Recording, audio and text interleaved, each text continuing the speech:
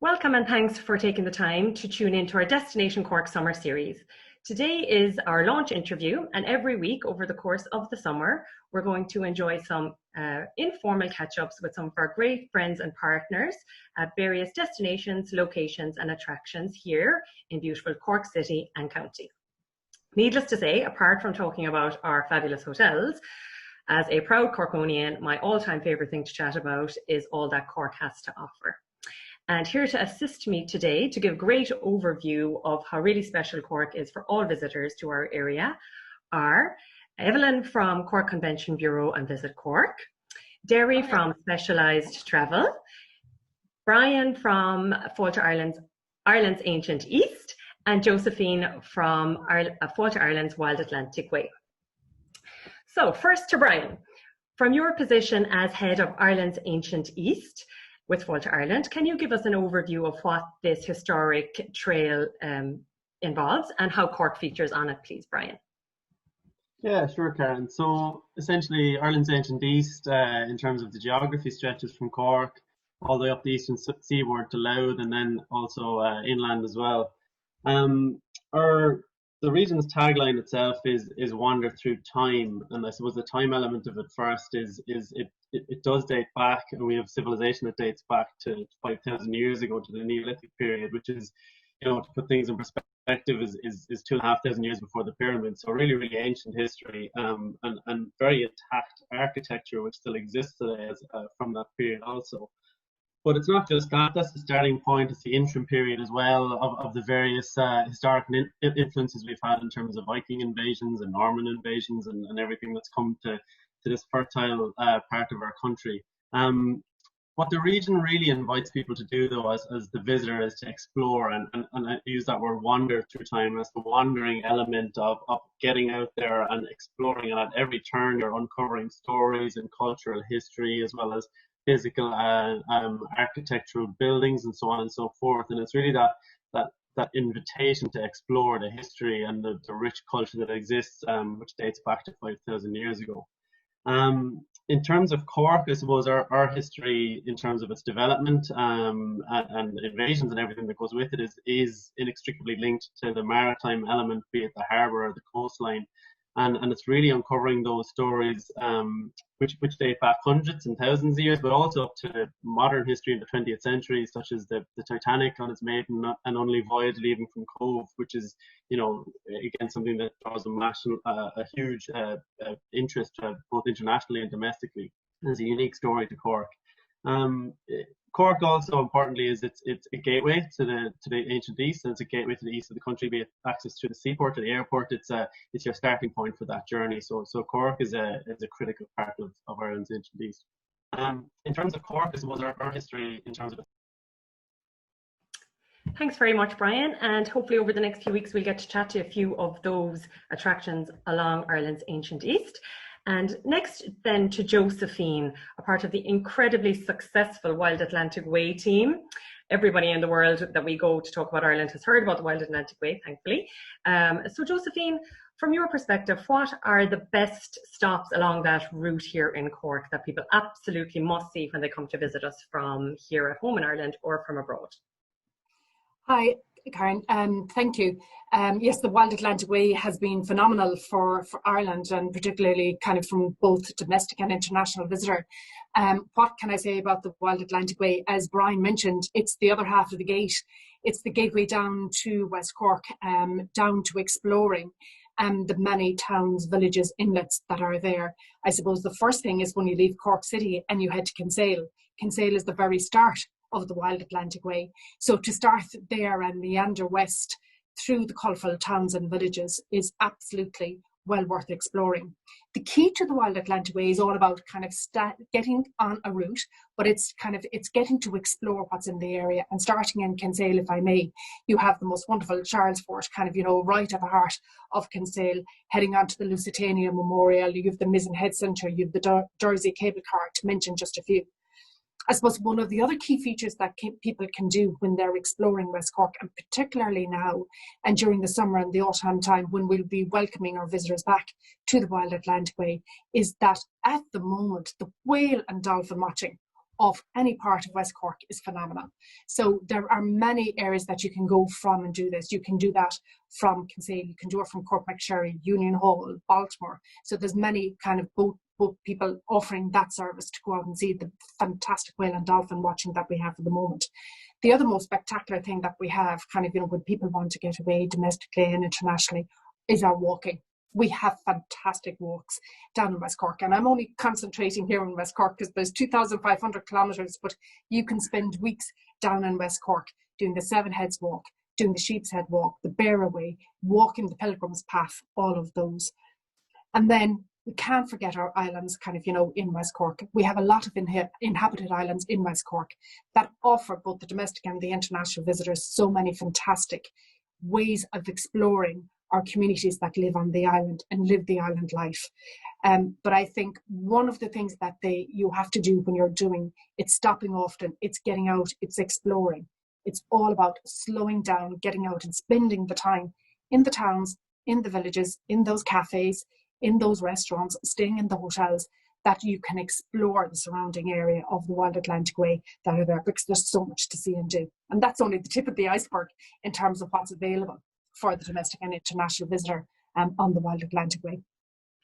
Thank you, Josephine. I mean, I absolutely love Kinsale and West Cork and Sheep's Head and Bantry and so many places myself that you have actually made me very excited now for when things open up again and we're free to move a little bit more here in Ireland. I'd say I'll be beating a quick path down that way myself, and hopefully the sun will stay with us as it has this weekend, because there's nothing more spectacular than the West Cork coastline under the sunshine.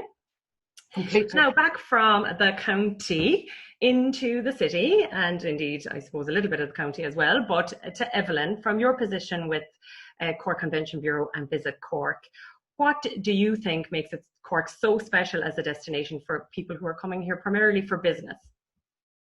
Hi Karen, and hi everybody, and thanks first of all for this great opportunity. Delighted to be part of this, very innovative, and I think your presenting skills might be opening up a new career option for you, Karen.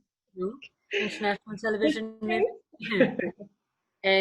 So my name is Evelyn, and I work for an organisation called Visit Cork, and I specifically look after the business tourism element under the mantle of Cork Convention Bureau.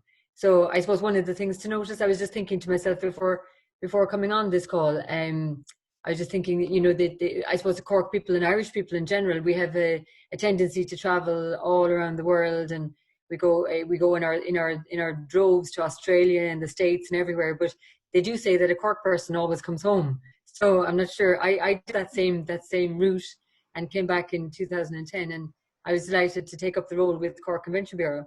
And I think it's when you have a strong love and a strong belief in your destination and your region that you can promote and sell it, to the best of your advantage. And I promote Cork from a conference point of view, or the biggest type of business. The association conference sector is the most important for us in the Convention Bureau, in the type of business that we win. And I suppose Cork itself has a proud reputation as an innovative city and an innovative region, and that greatly helps us in winning conferences, because there are over 35,000 university students in Cork throughout over a number of institutions, primarily University College Cork and Cork Institute of Technology, and these then give life to centres of excellence and research groups that pop up, and so Cork is, surprisingly to some, massively at the top of its game in a lot of sectors, especially even in the ICT sector. There are so many technology companies that are based here in Cork that maybe some of our audience today wouldn't be familiar with. So, for example, Apple have their European headquarters in Cork, employing over 5,000 people, and you've an awful lot of Silicon Valley startups, technology companies that have their maybe financial services offices based in Cork, and we can I suppose we work a lot with these companies and with these people to win this type of business into Cork. Agri-food is another massive sector in Cork. Cork's known as the food capital of Ireland. It's Ireland's second largest city, and as well as being the food capital in terms of it actually has more than over 70% of Ireland's artisan food producers are based in the Cork region, down in those beautiful places that Josephine mentioned down in West Cork. in the beautiful towns, and people are making cheese and butter and lots of artisanal products. But I suppose that follows through into food research. And then we're lucky enough to be able to work with the likes of Teagasc, which is the Irish Agricultural Development Agency. We work with them in winning international conferences, both in the food production and the dairy side of things as well. And then I suppose Cork is Ireland's second largest city, as I mentioned, and it's the gateway, as Josephine and Brian mentioned, from a leisure tourism point of view. It's the gateway to the Wild Atlantic Way, and it encompasses Ireland's ancient east. But we're also, I suppose, very lucky to have our airport, our own dedicated airport, and so that makes us a gateway to Europe. And in terms of winning conferences and meetings, that's pivotal and so important. And while at the moment, I suppose, things are struggling and we're all in a weird situation, and there's very, very small number of flights going from our airport, it's so important to make sure that this returns, because this is key to us winning business. Just before the pandemic, we had just over, I think it was 52 or 53 direct access routes. We had gained a number of new routes, and we need to make sure that these are continued so that we can welcome in our international guests, our international friends. So, I mean, that's just a snapshot of I suppose, the business tourism aspect. You know, we're winning everything from international aquaculture conferences to international robotic surgery conferences. And you know, when people come to a conference, they come to the destination. So they're checking out Cork beforehand. They could skip a year, they could go to the next conference, you know. So I suppose a conference is only as good as the destination. And so we're very lucky that, you know, by using both Wild Atlantic Way and Ireland's Ancient East, we can piggyback on the marketing expertise there, and make sure that we promote the destination of Cork equally when we're selling it for conferences as well as leisure. Yeah, that is really great, and I know obviously from our own interactions with the regional convention bureaus and yourselves in particular, how much work goes into attracting conferences and that kind of business to Cork, and it has such an important ripple effect for the whole of Cork, all of the shops, the restaurants, hotels, the airport, obviously. And we're hugely lucky to have that airport on our doorstep, and that so much work is done by yourselves and by Meet in Ireland, Fáilte Ireland, Tourism Ireland to bring those conferences to us, because they are vital. And usually the nice thing is when people come for business, they have a look around and they love what they see, and then they consider coming back with their families and with their friends later. So, you know, the destination is really important. And I know from talking to yourselves that Cork as a destination has gone up in the world rankings recently as an attractive destination for business conferences and events. So that is fantastic. So onwards and upwards on that front.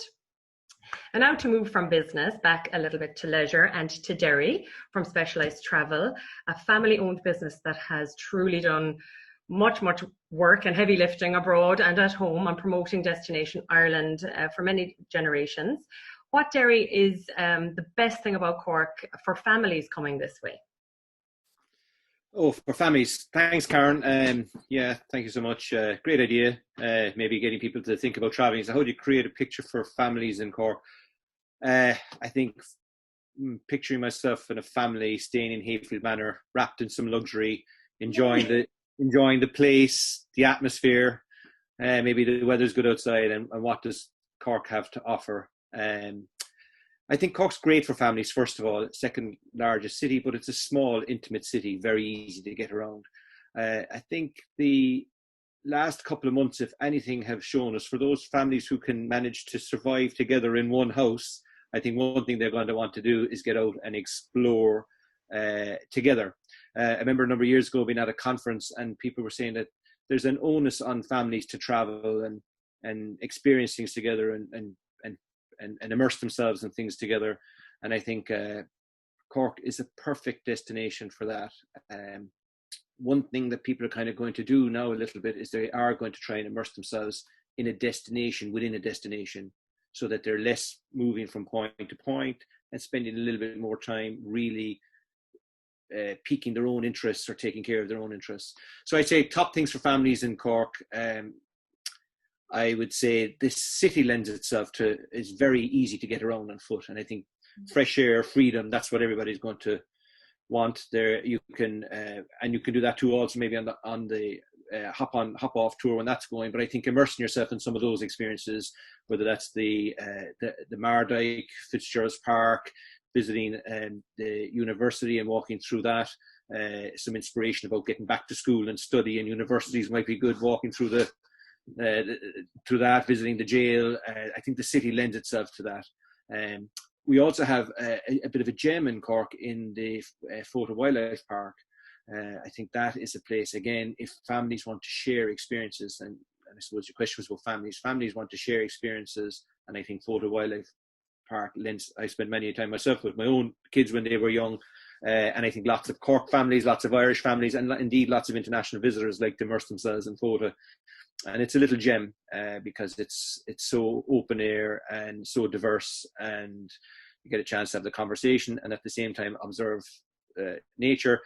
And I think that can be tied in as well with sometimes people love a trip on the train. You can head down to Fáilte actually by train and maybe spend some time in Cove, which is again giving you the coast side of it.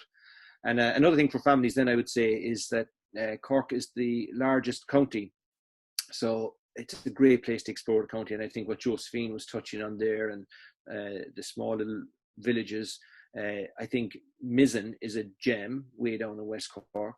I think to immerse yourself in that, to walk across the bridge, to see the Atlantic Ocean in all its ruggedness, and then also like you can do that as a day trip. And I'm picturing a family having planned a day trip that are staying in Hayfield, whether they're driving their own car or they have a guide taking them around, like to head west, maybe stop at Goonganbarra, a place that's spiritual, stretch the legs, that young kids or teenagers enjoy that, stopping in towns like Skibbereen and Clonakilty, and then getting out down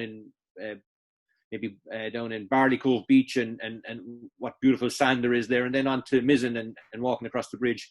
I think a day that would be exciting, enjoyable, burning a bit of energy, and then coming back and relaxing and talking about all the things you loved and during that day in the comfort of your own property would be absolutely superb. So I think that's the thing for families. I think immerse themselves really in the destination. And I remember a few years ago we organised a 7-night trip in Cork, and I remember at the time people saying to me, "That's mad. Why would you spend 7 nights?" And the people that experienced it, it's such a diverse experiences throughout the 7 days, because it's all about understanding what people want and finding that for them and giving them a chance to share their experiences. So I'd say that'd be some of my top things for families. But I think the destination is very safe, very easy to get around. There's a lot of very natural, real culture there that you can, find your way in and out of. And I suppose we'll be really looking forward to getting back to that. Yeah, as you were saying there, when people come back to us at the end of their day sightseeing, I was like, oh my God, I can't wait till that time returns where we're waiting in the lobby to welcome people back and hear about their day and what they've seen, or even our concierge team to chat to them about what to do the next day. I mean, that's what really makes us tick as hoteliers, and we really cannot wait to come back and be doing that and be recommending places to see. And sure, I mean, as you said, 7 days, you could take 7 weeks in Cork and still not have it all seen. But thank you for those top tips. I think they're fantastic. And as you mentioned, the private driver guide is a great way to see it. If people have time and a little bit of extra budget, that's a fantastic way they can really relax into it and then just be chauffeured around as an extra treat. So thank you for those. Now, before we wrap up, we have a quick fire round of your personal favourites. So just to keep it Cork. Derry, back to you again very quickly before I let you go. What are your top 3 favourite Cork foods or drinks? Now I'm allowed to be personal. My top. Yeah, absolutely. My top are, I'm a huge fan of spiced beef. I lived in New York for 12 years. Spiced beef was all about Christmas. Now spiced beef, you can wander into the English market and even get a couple of sliced beef for the sandwiches, for that picnic. To me, I'm a huge fan of spiced beef. In that time in New York, I grew to love mozzarella and tomato and basil in a lovely little Italian restaurant, and I couldn't believe what I discovered here in Cork with buffalo mozzarella from Macroom. So I would say they're my 2 personal favourites that end up in our own kitchen. And then drink, I know I would, this might sound very, again, now you asked me personal, but for me, when I'm travelling, I like to have a pint of Guinness. but when in Cork, I have a pint of Murphy's. And I think anybody visiting Cork, whether you're a native whether you're living in Dublin, Belfast, or New York, you should try all three stouts, the Guinness, Murphy's, and Beamish, in a small little tasting sample, maybe with some spiced beef. And if you are wrapping up your evening in Hayfield, in that wonderful oak background bar that you have, my favourite would be a small little glass of Redbreast whiskey, which, no matter where you are in the world, when you drink Redbreast, it's been made in Cork. I'm on board with all of those delicious things. Fabulous choices, I must say. Oh, I love it. I'm hungry now thinking about those, and thirsty. Bit early though for the Redbreast. Now, Evelyn, what are your top 3 cultural favourite things to do on an evening out or a night out in Cork? Yeah, well, how to follow up from Derry's there? I'm definitely hungry and thirsty as well. Oh, yum. Well, you know what? It's something. The Everyman Theatre in Cork is such a magical place. It's us locals, we go there for plays and Christmas pantos and different things. But the theatre itself is just beautiful. It's over 120 years old now at the moment. And actually, it was only recently somebody said to me that both Charlie Chaplin and Laurel and Hardy actually performed in the Everyman. So it's just it's almost done in the old.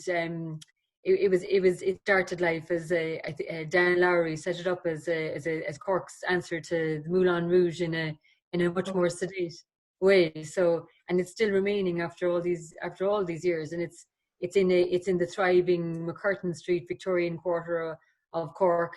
So there's a lot of restaurants and pubs and that. So an evening at the Everyman Theatre, watching some fantastic Irish play, or just a simple, maybe an unknown writer, an unknown play, and just dipping your toes in and experiencing the culture that way is just magnificent. And then just to quickly mention is the Crawford Art Gallery, which is one of the national galleries of Ireland, free entry, and it has fantastic collections of art from the great Irish artists, and also some Harry Clark stained glass exhibitions as well. So, and then one that we actually promote massively in the conference side is the Cork City Jail, which is a tourist attraction, and Derry mentioned it there as well.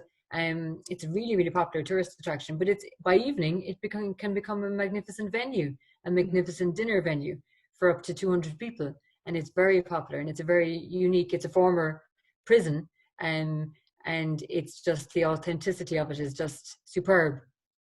So they'd be my snippets. Yeah, they're all fabulous. I love them. I can't wait to get back to them all again. Josephine, bringing it back to the Wild Atlantic Way and all things maritime, can you list for us your top 3 favourite beaches in Cork? I think for me, kind of West Cork and the beaches, they're absolutely fabulous kind of beaches all along the coast of West Cork. But my personal 3 favourites kind of are really grown up in West Cork and very fortunate to be down here at this time, and just cannot wait kind of next week to head to Trugumna Beach. Small, very, very safe beach, kind of, but there's some beautiful walks from around there as well. Absolutely stunning. A family favourite. We always went there every Sunday when the sun shone, was down to the Warren Beach in Roscarbery. Absolutely stunning, safe place again, and you can go over the hill and walk into Onahincha. But another personal favourite is the East Beach on Inchydoney kind of island. You have the West Beach and you have the East Beach. But the East Beach, first thing, winter, spring, summer or autumn, the beaches are fabulous to go walking at any time. They're my personal 3, but there's so many more, and an awful lot of blue flag beaches that you can go to in West Cork, and exploring those small little ones that aren't really on the radar, aren't on the map, are absolutely stunning. Kind of, and next week looking forward to going to some of them from here in West Cork. Thank you, Josephine. So many hidden gems and such a beautiful coastline we are lucky to have here in Cork. And now finally, before we wrap up, back to Brian. As a recently returned Corkonian, I have to ask, what are the top 3 things you missed most about Cork when you lived in Australia? Yeah, that's a tough question for a Cork person, Karen, to narrow it down to 3. Yeah, look, nonetheless, I suppose the first one, and again, this is a personal thing, first place I always found myself within a day or 2 of returning to Cork over the last 10 years was the English market. I know Derry alluded to it there from the food and the artisanal food perspective, and as did Evelyn. but really, what the English market to me is, it's the place to discover what a Corkonian is. So if you're in there, you'll meet characters from all corners of the county, be it producers, be it vendors, be it sellers, traders, whatever it might be, and as well as just the people that walk through for a visit. So it's really the characters you come across and the humour and the stories that you can kind of immerse yourself in by just being there is kind of unique to me. Second thing is probably a little bit less tangible, but it's kind of the culture, and I suppose the culture in two specific ways. The music culture in Cork is very strong and always has been in the city itself, but also throughout all the towns throughout the county. And I think a lot of that is related to the history of festivals and music festivals, be it marquee festivals like the Guinness Jazz Festival, right down to smaller local festivals that keeps that tradition alive. And something that's really come on that I've noticed remarkably so in the last 10 years is the strong cafe culture. So the cafe culture in the city, but also all the towns now, anywhere you go, you've got world-class cafes. Anywhere you go, you're offering those moments, as Derry and Josephine alluded to sit and soak in the atmosphere. So you might be en route to somewhere else, but it gives you an opportunity to stop off in a town to kind of soak up the local atmosphere that specific town or village might have to offer. The third thing then, I suppose, to me is, and again I alluded to it at the start, is probably world-class cafes. And on Cork or the Cork Harbour side of the county, you are quite tied to it, and it plays a big part in your life, I suppose.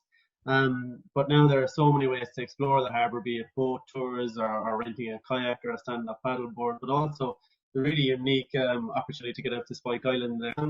The third thing I suppose to me, which was, again, we're referring a second old prison now in this, but formerly or most recently a prison, but before that a defence fort of the harbour, and again its location and natural beauty out there as well as the history is just phenomenal. So yeah, they're probably the three things that stand out to me. Lovely, thank you very much, Brian, and thank you.